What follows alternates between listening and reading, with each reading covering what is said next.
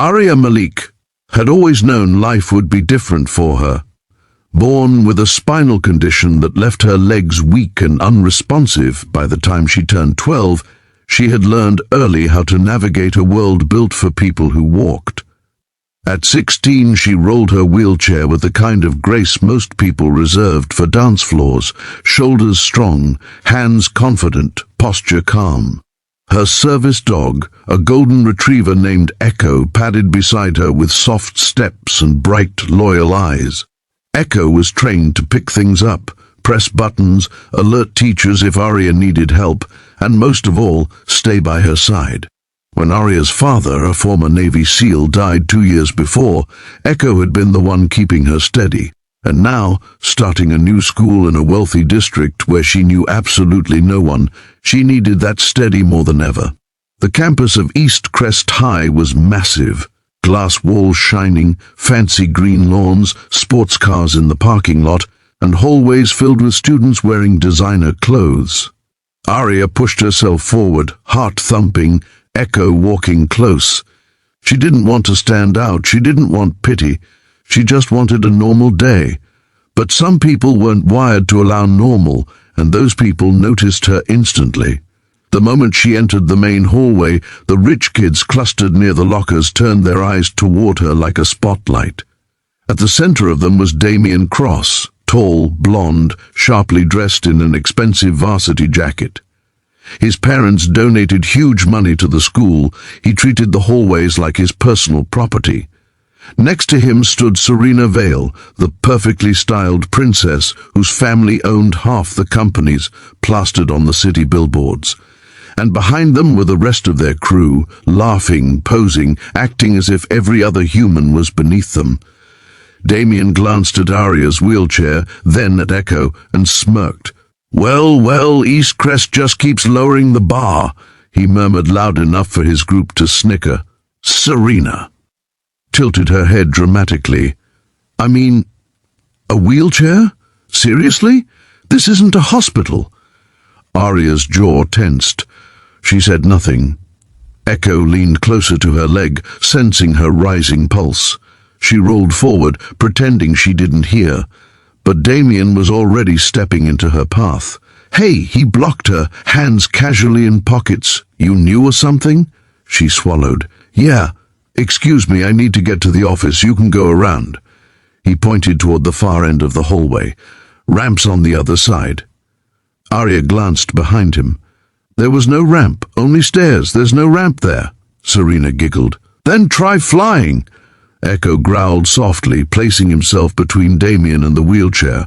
"Oh, look," Damien sneered. "The dog thinks it's tough." Arya tightened her grip on Echo's vest. "He's my service dog. Move." But Damien leaned closer to Echo and whispered, "Sit, mutt." Echo didn't move. Damien's fake smile cracked. "Stupid dog." Arya rolled forward to pass, but he stuck out his foot, gently enough to pretend it was an accident, strongly enough to make her wheels snag. The wheelchair jerked. Arya stumbled forward. Her backpack slipped off her lap and dropped to the floor. Before she could reach for it, Serena stepped on one of the notebooks, spilling out. "Oops," she said, grinding her expensive shoe on the pages.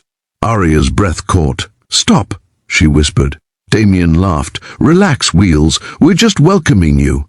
Arya's chest tightened. Her father's voice echoed in her mind. Strength isn't always a punch. Sometimes it's refusing to break. So she lifted her chin and said calmly, "I'm not scared of you." The crowd around them gasped. Damien's face twitched.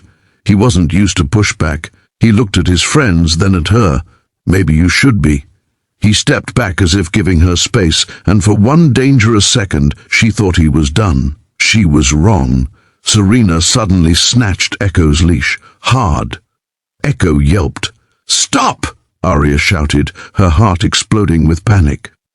Echo jerked back instinctively, but Serena held tight, swinging the leash like it was a toy. "Let go of him!" Arya lunged forward, hands trembling, wheels rolling fast.